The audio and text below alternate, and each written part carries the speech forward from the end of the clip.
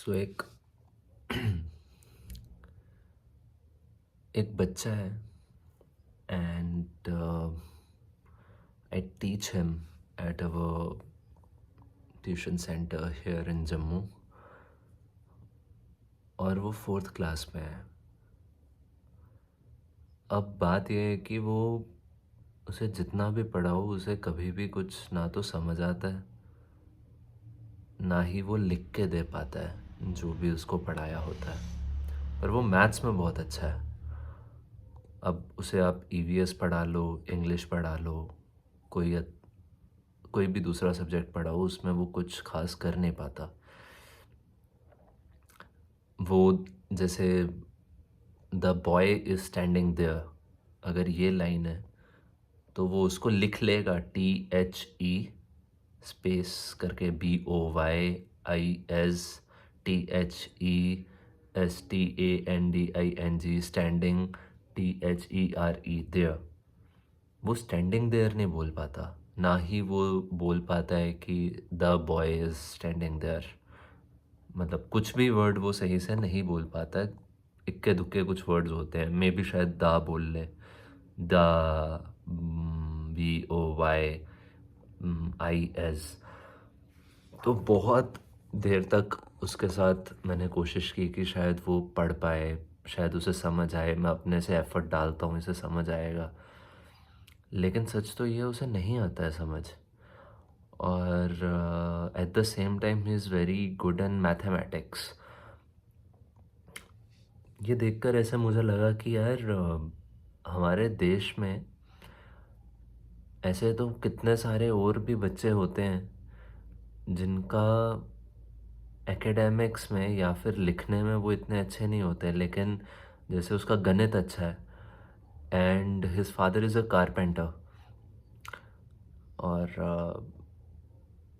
तो क्यों फिर उसको अभी से इतना मारम पीटी की जाती है। मतलब उसकी सिस्टर मुझे बता रही थी कि ये भैया इसने बहुत मार खाता था मैम से पहले भी, और तब भी नहीं पढ़ता था, तो ऑब्वियसली वो मार खाने से वैसे भी नहीं पढ़ने वाला है।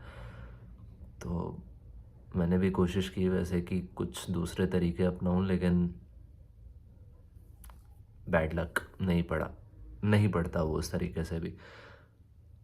तो पॉइंट इज़ कि अ, हमारे देश में अगर इतने सारे ऐसे बच्चे होते हैं जो नहीं इतना सही पढ़ाई में होते या लिखने में इतने अच्छे नहीं होते, लेकिन दूसरी चीज़ों में अच्छे हो सकते हैं, या फिर कुछ ऐसी उनकी स्किल्स जिनको पहचानने की ज़रूरत है शायद कि किस स्किल में ये ज़्यादा अच्छा है, इस तरह का कोई सिस्टम हो तो कितना अच्छा हो ना।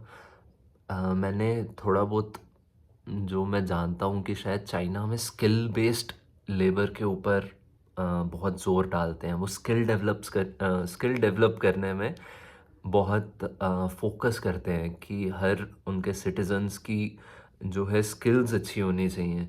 मे बी बीट कारपेंट्री और बीट प्लम्बिंग, या फिर शायद जो चिप्स बनाते हैं वो अपनी फैक्ट्रीज़ में बैठ के, तो वो सिखाते हैं उन्हें ऐसे ऐसे ऐसे ऐसे इस तरीके से करो।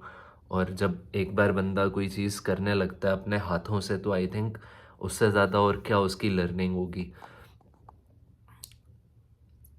तो जस्ट अ थॉट, मुझे लगा कि फिर क्यों इसको पढ़ाई में इतना प्रेशराइज़ किया जा रहा है, जब इसका ना तो पढ़ने का इच्छा है ना ही इसे अच्छा लगता है ये सब पढ़ के, बट दूसरी कुछ चीज़ों में वो अच्छा है। तो काश, आई होप हमारे देश में कोई ऐसा सिस्टम होता, क्योंकि आई थिंक सिर्फ पढ़ेगा इंडिया तभी तो बढ़ेगा इंडिया से बात नहीं बनेगी।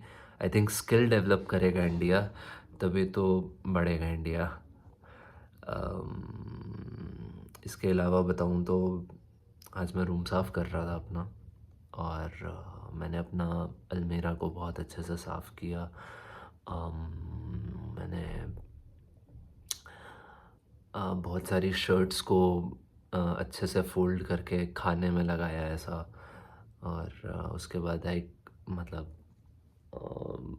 cleaned my bed. I made my bed very nicely, and then I have kept my books here very nicely. अच्छा लगता है चीज़ें अच्छे से सफाचट क्लीन करके रखने में एक होलसम सी फीलिंग आती है। ऐसा लगता है कि कुछ कचरा दिमाग से उड़ गया है और वो बहुत ज़रूरी है, कचरा दिमाग से उड़ना। फिर वो कैसे भी करके उड़े। होलसम फीलिंग होती है काफ़ी। और इसके साथ आई थिंक मैं वीडियो ख़त्म करूँगा। This is what I wanted to share. मन कर रहा था ये शेयर करने का अपने चैनल पे।